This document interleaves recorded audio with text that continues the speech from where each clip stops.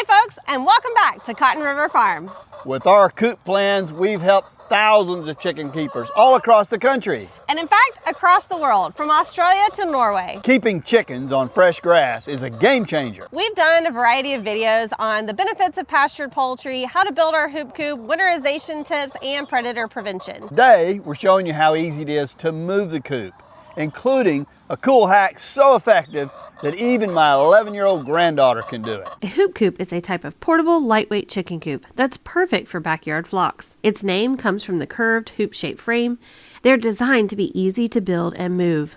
Hoop coops offer great ventilation, ample space for your chickens, and they're budget-friendly. The most consistent feedback we've got is questions related to moving the coop. We wanted to make this video to illustrate the various points about moving this coop and the importance of doing it correctly. We want to help you work smarter, not harder. So I want to go over some of the basics that apply to whether it's a 2-panel coop or the heavier 3-panel coop. Okay, now the important thing about moving these coops, and it would apply to any coop anywhere, is when these things set in the grass, they get kind of nestled down in the grass, and you have got to break contact with the ground to get that coop up off of the ground just a little bit. Otherwise, it's going to be challenging to move it. And the rear wheels that we install on our coop do a great job of doing just that. They elevate the coop an inch or two, not enough for the chickens to escape, but enough to break contact with the ground. Also have to realize that it's important to do that on the front of the coop as well. We realized some of our customers were putting a tow rope on it and they're standing way back with a long angle of pull and they were having a hard time moving it. You want your length of your tow rope matched to the height of the person. You don't want to lift with your back, you want to lift with your legs. Break contact with the ground. You want to pick it up slightly and then pull it forward, just like this.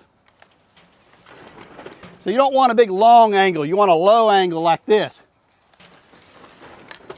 And that's how to easily move the coop. For turning the coop, if you've got a handle, this is a D-ring, but if you want to use a piece of old garden hose with the rope down the middle of it, or a piece of pipe, you just want something to tie a knot or something on the end so that when you pull it sideways, your hand grip doesn't slip on the rope or cable that you're using. So that's the basics of pulling a 2-panel or a 3-panel coop. Now personally, I find it most convenient to just grab it and pull it, but some of our smaller customers have had some difficulty pulling it, and we experimented with a number of different things. For instance, I welded up this little dolly on wheels, and it was made to go on the front of the coop, pry it up and roll it forward. But frankly, it didn't work all that well because the wheels want to dig down into the grass. It wanted to roll sideways. So it wasn't nearly as convenient as I thought it would be. Plus, you know, it's a lot of work and fabrication to do that. We then just put caster wheels on the front, and we tried it. Again, didn't work all that well because caster wheels, if they're turned the correct way, you can roll it easily. But if one wheel hits a clump of grass and turns sideways, it's like a brake. So they didn't prove in real conditions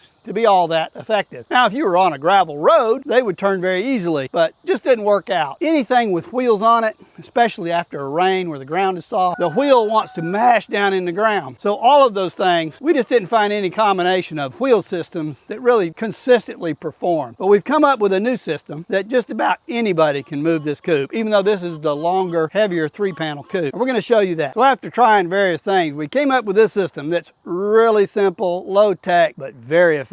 And what it involved is using a piece of 3-inch PVC pipe, because the customers of smaller stature, the problem they're having is they couldn't pick it up and walk at the same time. So by using this system, you use a piece of 3-inch pipe, stick it under the coop. You don't have to worry about picking it up. All you have to do is drag it forward. And that's where this comes in. This is a readily available pallet buster made for tearing apart shipping pallets. And it works great for this. All you do is take these little forks, stick them under the front edge of the coop just a little bit. So you pry it up off the ground, and then you slide this PVC pipe underneath it just a couple of inches. Now the coop is supported up, and all you have to do is drag it forward. And the chickens can stay inside because they can't escape. Both the rear wheels in the back and the PVC pipe in the front have slightly elevated the coop off the ground. You've broken contact with the ground, and now it's easy to move forward. Now we're just using a standard piece, schedule 40, 3-inch PVC pipe. It comes in a 10-foot length, so on a 12-foot coop, we're going to pull it forward until it drops over the end of the pipe, and you will have moved it roughly 10 feet. Of course, the coop's 12 foot long. If you wanted to move it completely onto fresh grass, you might want to cut yourself, say, a 7-foot piece of pipe and then repeat it twice, and that would advance the coop 14 feet and you'd be completely on fresh grass. If some of you are lazy like me, probably the 10-foot will be good enough. You can do it in one move. So now we're going to illustrate it by having my 11-year-old granddaughter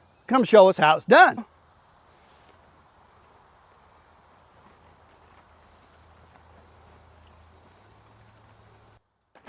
Great job, girl.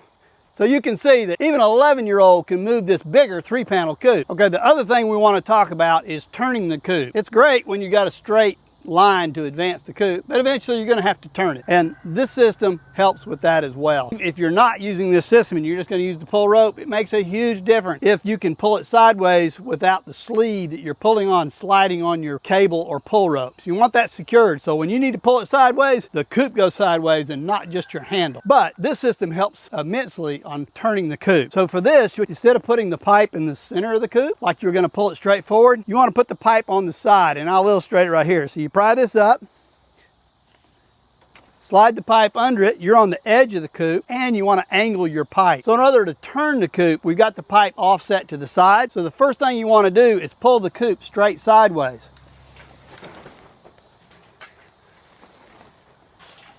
And then you can angle the pipe, and you can repeat that. And of course now it's easy to just pull straight forward. And you can do the same thing, you can pull it sideways.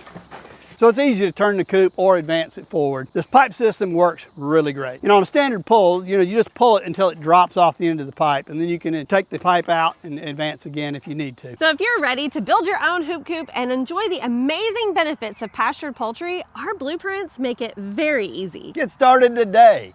Click the link in the description below to get your plan. Be sure to check out our Hoop Coop playlist to learn all of the amazing features of our Hoop Coop. Also subscribe so you don't miss our easy homesteading and chicken keeping tips. See you on the farm.